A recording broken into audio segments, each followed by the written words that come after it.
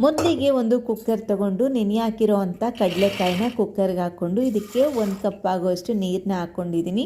ರುಚಿಗೆ ತಕ್ಕಷ್ಟು ಉಪ್ಪು ಹಾಕಿ ಕುಕ್ಕರ್ ಲಿಡ್ನ ಕ್ಲೋಸ್ ಮಾಡಿ ಚೆನ್ನಾಗಿ ಕಾಳನ್ನ ಬೇಯಿಸ್ಕೊತೀನಿ. ಇಲ್ಲಿ ಮೊದಲಿಗೆ ನಾನು ಕೊತ್ತಂಬರಿ ಸೊಪ್ಪನ್ನ ಸಣ್ಣದಾಗಿ ಕಟ್ ಮಾಡಿಕೊಂಡು ಇದನ್ನು ಗ್ರೀನ್ ಚಟ್ನಿ ಮಾಡ್ಕೋಬೇಕು. ಅದಕ್ಕೆ ಕೊತ್ತಂಬರಿ ಸೊಪ್ಪನ್ನ ಕಟ್ ಮಾಡ್ಕೊಂಡಿದ್ದೆ. 2 ಹಸಿಮೆಣಸಿನ್ಕಾಯಿ, ಒಂದು ಅರ್ಧ ಈರುಳ್ಳಿ, ಅದಾದಮೇಲೆ ಸ್ವಲ್ಪ ಬೆಳ್ಳುಳ್ಳಿ, ಸ್ವಲ್ಪ ಹಸಿ ಶುಂಠಿ, ಒಂದು ಅರ್ಧ ಚಮಚ ಸಕ್ಕರೆ, ರುಚಿಗೆ ತಕ್ಕಷ್ಟು ಉಪ್ಪು, 1-2 ಚಮಚ ಆಗುವಷ್ಟು ಮೊಸರನ್ನ ಹಾಕ್ಕೊಂಡು ಇಲ್ಲಿ ನಾನು ಒಂದು ಒಳ್ಳೆ ಗ್ರೀನ್ ಚಟ್ನಿನ ರೆಡಿ ಮಾಡ್ಕೊತಾ ಇದ್ದೀನಿ. ಈ ಒಂದು ರೆಸಿಪಿಗೆ ನೋಡಿ, ಒಳ್ಳೆ ಗ್ರೀನ್ ಚಟ್ನಿ ರೆಡಿ ಆಯಿತು. ಒಳ್ಳೆ ಖಾರವಾದಂಥ ಗ್ರೀನ್ ಚಟ್ನಿ.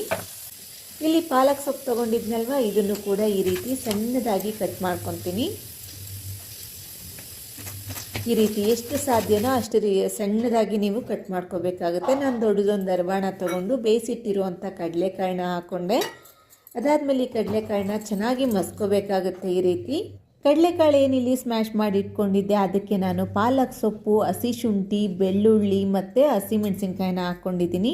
ಮಸಾಲೆಗೆ ಇಲ್ಲಿ ಅಚ್ಕಾರದ ಪುಡಿ, ಧನಿಯಾ ಪುಡಿ, ಜೀರಿಗೆ ಪುಡಿ, ಗರಂ ಮಸಾಲ, ಕಾಲ ನಮಕ್ ಅಂದರೆ ಬ್ಲ್ಯಾಕ್ ಸಾಲ್ಟ್, ನಾರ್ಮಲ್ ಸಾಲ್ಟ್, ಅದಾದಮೇಲೆ ಚಾಟ್ ಮಸಾಲ, ಇದಿಷ್ಟು ಹಾಕಿದ್ದೀನಿ. ಒಂದು ಒಳ್ಳೆ ಟೇಸ್ಟ್ ಇರುತ್ತೆ ಈ ರೆಸಿಪಿ ಅಂತೂ.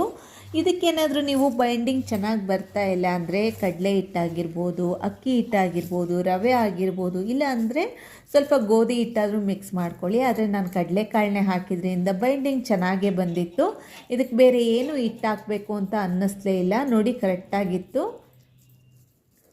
ಈ ರೀತಿ ನಾನು ಟಿಕ್ಕಿ ಆಕಾರದಲ್ಲಿ ಇವೆಲ್ಲವನ್ನೂ ಮಾಡ್ಕೊತೀನಿ. ಒಳ್ಳೆ ಹೆಲ್ದಿ ಫುಡ್ಡು ಕಣ್ರಿ. ಡಯಟ್ ಮಾಡೋರ್ಗಂತೂ ಮಾಡಿಸ್ದಂಗಿರುತ್ತೆ. ತುಂಬಾ ಚೆನ್ನಾಗಿರುತ್ತೆ ಟೇಸ್ಟು. ಒಂದ್ಸಲ ಟ್ರೈ ಮಾಡಿ. ಈ ರೀತಿ ನಾನು ಸ್ಟೀಮ್ ಮಾಡ್ಕೊತೀನಿ. ನಿಮಗೇನಾದರೂ ನೀವು ಟೇಸ್ಟಿಗೆ ತಿಂತೀರಾ ಅಂದರೆ ನೀವು ಡೀಪ್ ಫ್ರೈ ಕೂಡ ಮಾಡ್ಕೋಬೋದು. ಆದರೆ ಈ ಥರ ಸ್ಟೀಮ್ ಮಾಡ್ಕೊಂಡು ತಿನ್ನೋದ್ರಿಂದ ತುಂಬಾ ಟೇಸ್ಟಿಯಾಗಿರುತ್ತೆ. ನಾನಿಲ್ಲಿ ಸ್ಟೀಮ್ ಮಾಡಲಿಕ್ಕೆ ಮುಂಚೆನೇ ನೀರು ಇಟ್ಕೊಂಡಿದ್ದೆ. 5 ನಿಮಿಷಗಳ ಕಾಲ ನಾನು ಸ್ಟೀಮ್ ಮಾಡ್ಕೊತೀನಿ. 5 ನಿಮಿಷ ಸಾಕು, ಬೇಗ ಬೇಯುತ್ತೆ. ಕಡಲೆಕಾಳು ಕೂಡ ಚೆನ್ನಾಗಿ ಬೆಂದಿತ್ತು. ಈಗ ಬೆಂದಂಥ ಈ ಒಂದು ಪಾಲಕ್ ಟಿಕ್ಕಿ ಏನಿತ್ತು ಇದನ್ನು ನಾನು ಸರ್ವ್ ಮಾಡ್ತಾಯಿದ್ದೀನಿ. ನಿಮಗೆ ಬೇಕು ಅಂದರೆ ತವಾ ಮೇಲೆ ಶಾಲೋ ಫ್ರೈ ಕೂಡ ಮಾಡ್ಕೋಬೋದು. ಮತ್ತು ಇವಾಗ ಸ್ಟೀಮ್ ಆದಮೇಲೂ ಕೂಡ ತುಂಬ ಚೆನ್ನಾಗಿರುತ್ತೆ ಅದು ಕೂಡ.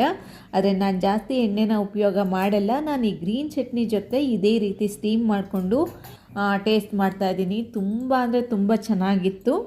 ನಾನು ಜಾಸ್ತಿ ಎಣ್ಣೆಲಿ ಕರೆದಿರೋ ಅಂಥ ಪದಾರ್ಥಗಳನ್ನೆಲ್ಲ ತಿನ್ನೋದಿಲ್ಲ. ನನಗೆ ಇದೇ ರೀತಿಯಾಗಿರಬೇಕು. ಭಾಳ ಚೆನ್ನಾಗಿತ್ತು. ನಿಜವಾಗ್ಲೂ ಟೇಸ್ಟ್ ತುಂಬಾ ಚೆನ್ನಾಗಿರುತ್ತೆ. ಒಂದ್ಸಲ ಟ್ರೈ ಮಾಡಿ ಡಯಟ್ ಮಾಡೋ ಅಂಥವ್ರು.